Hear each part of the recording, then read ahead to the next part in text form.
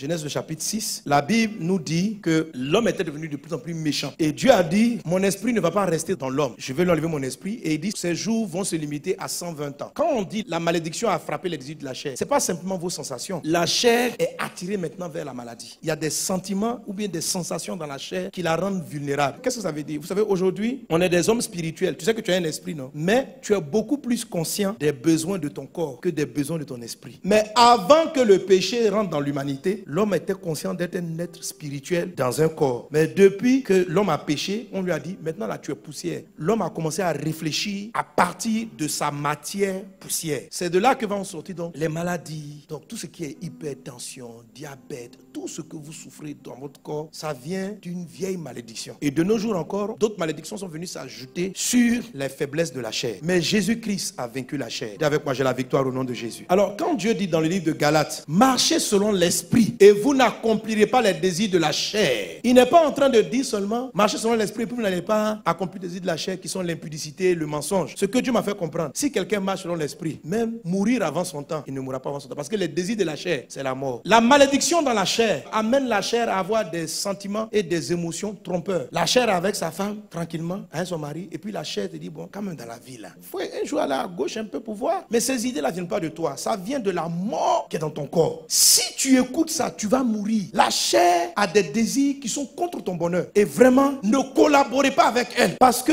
en toi, il y a au moins 3 types de sensations. Les sensations de la chair ne sont pas bien. Elles vont te faire des choses qui vont détruire ta propre famille, ta propre maison. La chair va détourner les fonds, le petit argent que tu as. La chair va détruire ton commerce. Même si tu es chrétien, tu es béni. La seule manière d'avoir l'ascendant sur elle par la bénédiction d'Abraham, c'est par ces éléments. Crucifie la chair, marche par l'esprit. Si tu ne crucifies pas la chair, que tu ne marches pas par l'esprit, elle va te détruire. Dieu t'a béni. Il a dit, je ferai de toi une grande personne. Je t'utiliserai pour que toutes les nations soient bénies au travers de toi. La chair va te conduire à prendre de mauvaises décisions. Si tu saisis ce message, tu vas savoir la contrôler. Vous avez pas remarqué que la chair aime ce qui la tue? La dernière fois, je vous disais ça, je me plais. Je dis, mais Dieu, comment ça se fait que tout ce qui est bon, c'est ce qu'on n'a pas mangé? Je ne comprends pas. Et les choses qui sont bien pour le corps n'ont pas de goût. On dit, il faut manger le navet. Le navet n'est pas doux. Tu vois, la chair, tout ce qui est bien pour la santé, quand la chair goûte ça, la chair dit non, moi je n'aime pas ça. Mais ce qui n'est pas bon, le chocolat, le sucre, là, la chair aime ça. L'alcool, en quantité. Pourtant, ce n'est même pas doux l'alcool. La bière, est-ce que la bière c'est doux? Ce n'est pas doux. C'est un faux goût. La cigarette, ce n'est même pas doux. Les gens qui fument la première fois, ils fument là. Il faut que ça n'a pas de goût. Mais la chair, ce qui n'a pas de goût, la chair dit, prends. Le navet n'a pas de goût. Mais ça, la chair va pas te dire, mange.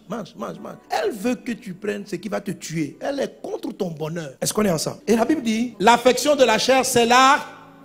Si tu t'amuses, si tu caresses, tu fais des concessions aux choses que la chair aime, elle va te tuer. Mais si tu t'affectionnes aux choses qui viennent de ton être intérieur, aux choses de l'esprit, tu vas vivre et tu auras de la paix.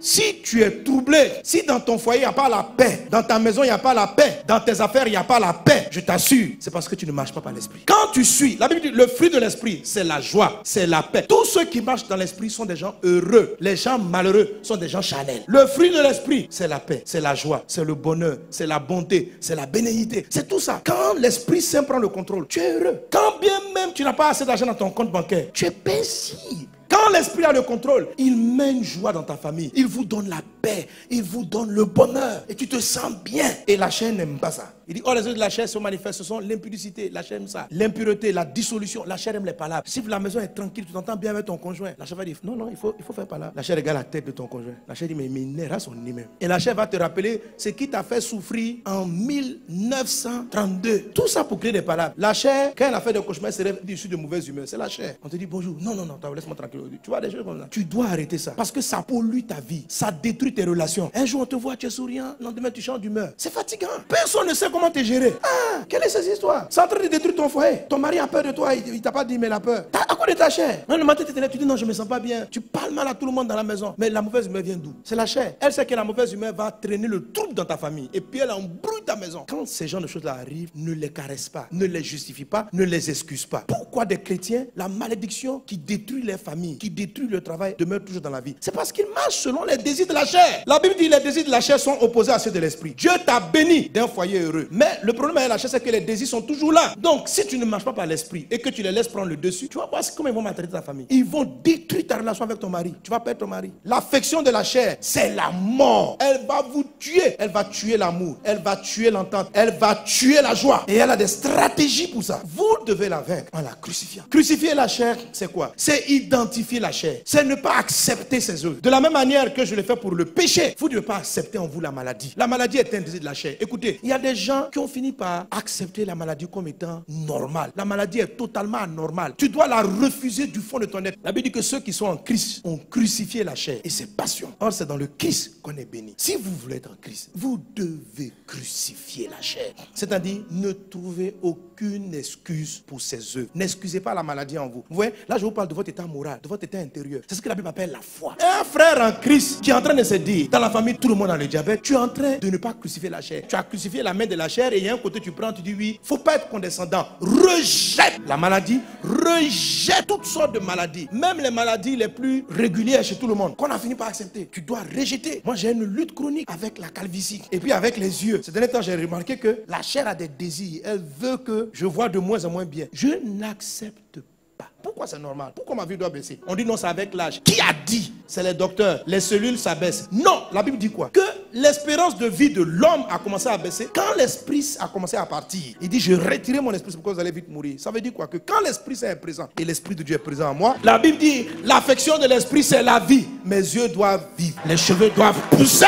Aucune concession à la chair. Crucifie la chair. N'acceptez pas d'être en colère. Quand je me suis mis en colère, je dis, ah non, non, non, non, non, non. Faut pas être là, faut pas lui donner une explication. Faut pas lui dire non, c'est parce que tu m'as provoqué. La chair se fasse toujours, elle a toujours une explication. Et dit, l'affection de la chair, c'est la mort. C'est quoi affectionner? C'est tolérer. C'est quoi affectionner? C'est caresser quelque chose. C'est quoi affectionner? C'est justifier, c'est excuser, c'est dire, hé, tu es normal, oh, hé, il y a raison. N'affectionnez pas. L'affection de la chair, c'est la mort. La chair n'aime pas le travail. La chair est paresseuse. N'affectionne pas ça. La chair n'aime pas gêner. Quand on va prier, la chair n'aime pas. Ne caresse pas ça. Oui, c'est ce que j'ai remarqué. Dès que je dis je vais gêner, j'ai comme un mal d'ulcère qui veut venir. Ce n'est pas l'esprit qui fait ça, c'est la chair. Et le jour où il faut manger, la chair dit de ne pas manger. La chair est bizarre. N'affectionnez pas la chair. Il faut l'affronter. Il faut dire je ne marche pas avec toi. Parce que plus tu affectionnes la chair, plus elle est intense. Elle va te tuer. Elle va tuer ta vie de prière. Elle va tuer ta méditation. Elle va tuer la vie divine. Marchez selon l'esprit du Seigneur et vous n'accomplirez pas les désirs de la chair.